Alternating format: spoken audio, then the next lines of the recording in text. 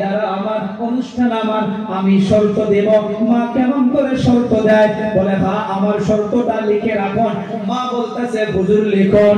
আমি মা ভাইয়া বলে গেলাম আমার সন্তান যতদিন পর্যন্ত হাফিজ হবে না, যতদিন পর্যন্ত আলিম হবে না, যতদিন পর্যন্ত আল্লাহর ওলি হবে না, তার একটা সেকেন্ড তো আগে যেন বাচ্চা বাড়িতে আসতে পারে না। মামুলি শর্ত, শর্তটা বুঝে পাইছেন? মা বাচ্চাকে পেশানিতে চুমা দিয়া বাচ্চার হাত থেকে যখন মার হাতটা চলে গেল, মা বাড়ির দিকে রওনা। বাচ্চার সম্মুখে মা কান্না করে নাই, বাইরে গিয়া কান্না শুরু করে দিয়েছে। ও বাবা মাদ্রাসায় যখন এডমিশন শুরু হইয়া যায়, মা বাবা দুজনে বাচ্চাকে নিয়ে চলে আসে। মা গুলো সম্মুখে কেঁদে দেয়, বাবা কিন্তু সহজে কাঁদে না। কিন্তু হাজারো বাবাকে আমি দেখেছি মাদ্রাসার গেট পার হওয়ার পর ওই বাবাও কিন্তু থাকতে পারে না। মা বাড়িতে চলে গেল, এই সন্তান একা একা নুরানি কায়দা শেষ করলো, পারায়াম শেষ করলো, কোরআনে কারীমকে নাজরা শেষ করলো। যে বাচ্চাগুলো মাদ্রাসায় থেকে থেকে পড়েছে তারাই অনুভবগুলো করতে পারে। বাড়ির কথা কোন কোন সময় মনে পড়ে যায়, মায়ের কথা কোন কোন সময় মনে পড়ে যায়, বাবার কথা কোন কোন সময় মনে পড়ে যায়, ছোট ভাই বোনের কথা কোন কোন সময় মনে পড়ে যায়। এই বাচ্চা কোরআনে কারীমকে যখন নাজরা শেষ করলো, তারপর হিফজ শুরু করেছে। হিফজ কয়েক পারা হওয়ার পর একদিন ওস্তাদ দেখে ক্লাসের মাধ্যমে চেহারাটা মলিন করে বসে আছে। ওস্তাদ প্রশ্ন করে, বাবা তোমার কি হয়েছে? বাইরে যে বুঝতাম আমি ছোট্ট বাচ্চা। ওস্তাদকে আদবের সহিত বলতেছে, ও হুজুর যদি কষ্ট মনে না করেন আমি একটা কথা বলি। আজ অনেক দিন হইয়া গেল, জীবনে তো বাবাকে আর বাবা বলে ডাকতে পারবো না। ও হুজুর আমার যে মা আমাকে রেখে চলে গেল, আজ অন্তরটা যেমন কেমন কেমন করতেছে হুজুর। বারবার মায়ের কথা মনে পড়তেছে, মায়ের হাতের গরম গরম খানার কথা মনে পড়তেছে। ও হুজুর আপনি যদি কষ্ট মনে না করেন, একটা দিনের জন্য আপনি যদি ছুটি দিয়া দেন, আমি বাড়িতে যাব, আমি মায়ের চেহারাটা একবার দিদার করব, মায়ের হাতের গরম গরম খানা আমি এক টুকমা খাবো, তারপর আমি আবার মাদ্রাসায় চলে আসব। ওস্তাদ টেনশনে পড়ে গেল। আমারে একদিকে মায়ের শর্ত, আর একদিকে বাচ্চার চেহারা। ডাইরেক্ট না বললে বাচ্চার দিলটা ভেঙে যাবে, আর যদি বাড়িতে যাইতে দেয় মায়ের শর্তটা ভঙ্গ হয়ে যাবে। ওস্তাদ একটা চালাকি করলো, ও বাবা শোনো, তুমি আগামী কাল যাবা বাড়িতে, ঠিক আছে, তুমি পারলে প্রত্যেকদিন তুমি এক পৃষ্ঠা সবক শোনাও। আগামীকাল এক পৃষ্ঠা নয়, আগামীকাল তুমি 3 পৃষ্ঠা সবক শোনাইতে হবে। 3 পৃষ্ঠা সবক যদি তুমি শোনাইতে পারো, আমি তোমাকে বাড়িতে যাইতে দেব। ওস্তাদ মনে করলো 3 পৃষ্ঠা সবক শোনাইতে পারবে না, আর বাড়িতেও যাইতে পারবে না। ওরে মাদ্রাসার ছাত্র ভাইরা হাত জোর করে একটা কথা বলে যাই রে বাবা, পড়ার সময় থেকে নফলের পাবন্দি করো, 2-4 রাকাত তাহাজ্জুদের পাবন্দি করো। এই বাচ্চা হুজুরকে বলল, হুজুর আপনি দোয়া করবেন, আমি 3 পৃষ্ঠায় শোনায়া দিব, কারণ মায়ের কথা যেন অন্তরের মাধ্যমে কেমন করে বারবার ডাকতেছে। মাগরিবের নামাজের পর ওই বাচ্চা মুসাল্লা বিছাইয়া 2 রাকাত নফল নামাজ পড়িয়া আল্লাহর কাছে হাত উঠাইয়া আল্লাহকে বলেছে, হুজুর আমার মায়ের কথা বারবার মনে পড়তেছে, ও আল্লাহ আমি যদি 3 পৃষ্ঠা সবককে শোনাইতে না পারি, আমাকে হুজুর বাড়িতে যাইতে দেবে না, বাড়িতে যাইতে না পারলে মায়ের সঙ্গে দিদার হবে না। এই দোয়া করার পর মাগরিবের পর কোরআন নিয়ে ক্লাসে বসে গেল। মাগরিব টু ইশা অন্য 1 পৃষ্ঠা মুখস্থ হইতো। ওই দিন মাগরিব টু ইশা দরদের আল্লাহ তাআলা 3 পৃষ্ঠা সবক মুখস্থ করাইয়া দিছে।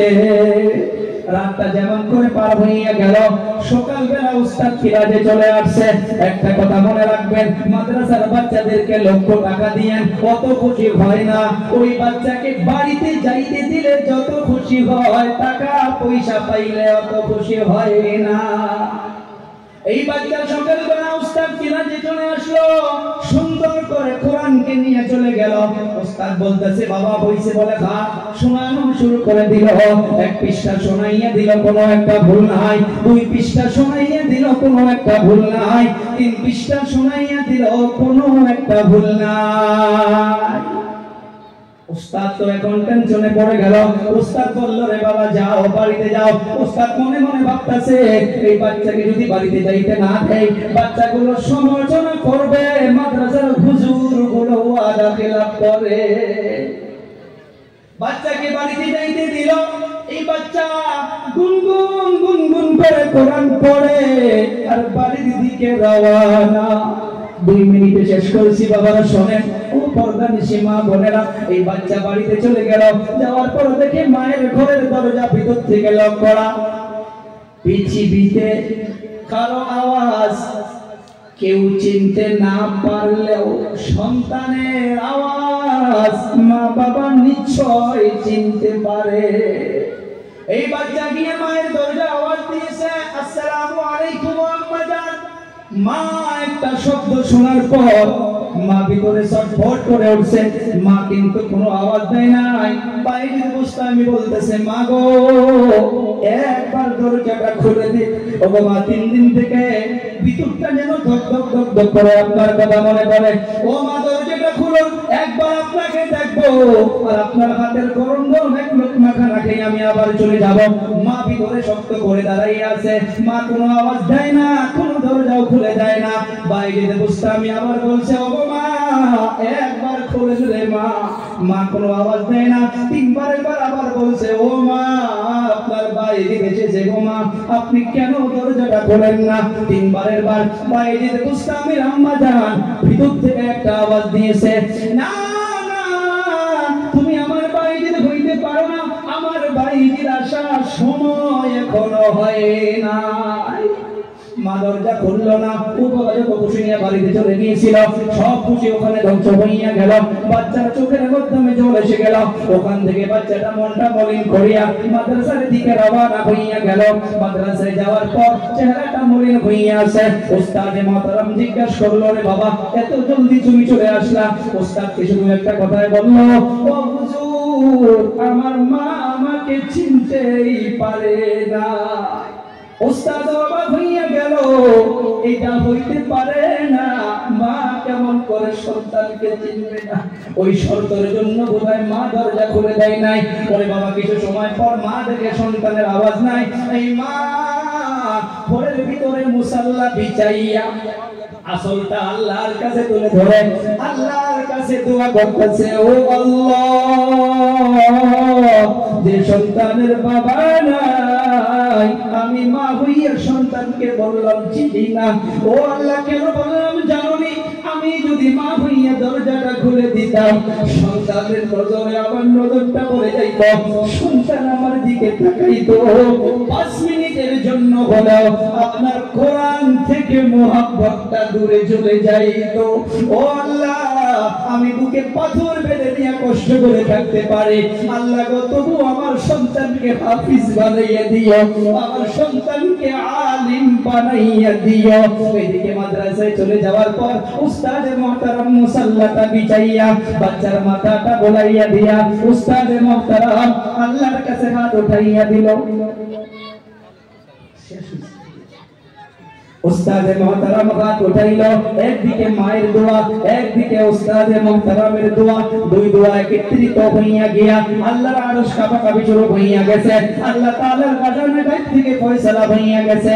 এক রাগায় 16 বছর বাইরের গোস্তামি বাড়িতে যাই নাই, বাইরের গোস্তামির মাও মাদ্রাসায় আসে নাই। 16 বছর যেদিন থেকে পার হইয়া গেছে দরদে আল্লাহ তাআলা আল্লাহর হাবিব সাল্লাল্লাহু আলাইহি সাল্লাতু ওয়া সাল্লামকে ঘুমের ঘরে স্বপ্নের মাধ্যমে ওই মাদ্রাসার মুতামিম সাহেবের নিদ্রার মাধ্যমে পাঠাইয়া দিয়েছে। স্বপ্নের মাধ্যমে আসার পর মাদ্রাসার মুতামিম সাহেবকে বলতেছে, ও হুজুর আপনার মাদ্রাসায় বাইদ নামের একটা বাচ্চা আছে, তার তারবিয়ত মুকাম্মাল হয়েছে, তার শিক্ষা মুকাম্মাল হয়েছে, আগামী কাল থেকে এখান থেকে বিদায় করে দেওয়া হোক। ফজরের পর মাদ্রাসায় চলে গেল। মাদ্রাসায় যাওয়ার পর পর সমস্ত ছাত্রদেরকে জমা করেছে। বাইরে গোস্তামি নিচে বসে আছে, বাইরে গোস্তামি উস্তাদ উপরে বসে আছে। বাইরে গোস্তামিকে দুটো হাত বাড়াইয়া দিয়ে ডাকে, এ বাইজি রে বাবা আয় আয় আমার দিকে আয়, আজ তোর জন্য ঘুমের ঘরে আমার আল্লাহর নবীর সঙ্গে দিদার হইয়া গেছে। বাইরে গোস্তামিকে নিকটে নেওয়ার পর মাথার দিকে পাগুড়িটা ঘুরিয়া বাইরে গোস্তামির মাথায় দিয়া দিল, সঙ্গে সাথীদেরকে দিয়া বাড়ির দিকে রওনা করে দিল। অন্য দিনের মতো করিয়া সেদিন বাড়ির দিকে যাওয়ার পর দরজার নিকটে গিয়া শুধু একবার সালাম দিয়েছে, আসসালামু আলাইকুম। সালামটা দেওয়ার সাথে সাথে মা ঠাস করে দরজা খুলে দিয়া হাত দুটো বাড়াইয়া দিয়া সন্তানকে বলে, আয় রে বাবা, এই দিনটার জন্য আমি অপেক্ষায় ছিলাম। সন্তানকে বুকের মাধ্যমে জড়িয়ে নিয়া পেশানিটা চুমা দিয়া সর্বপ্রথম মুসাল্লা বিছাইয়া 2 রাকাত শুকরানার নামাজ পড়িয়া আল্লাহর কাছে বলে, আল্লাহ আপনি চাইলে এখনই আমাকে দুনিয়া থেকে নিয়ে যাইতে পারেন, কারণ আমি চলে গেলে আর টেনশন নাই। আমি আমার সন্তানকে হাফিজ আলিম বানাইয়া আমার কবর এবং আখিরাতের জন্য সামান করে রেখে গেলাম। মাদ্রাসা লাগবে, এর সাথে আমার আপনার ছেলে মেয়ে সন্তানদেরকেও দিতে লাগবে।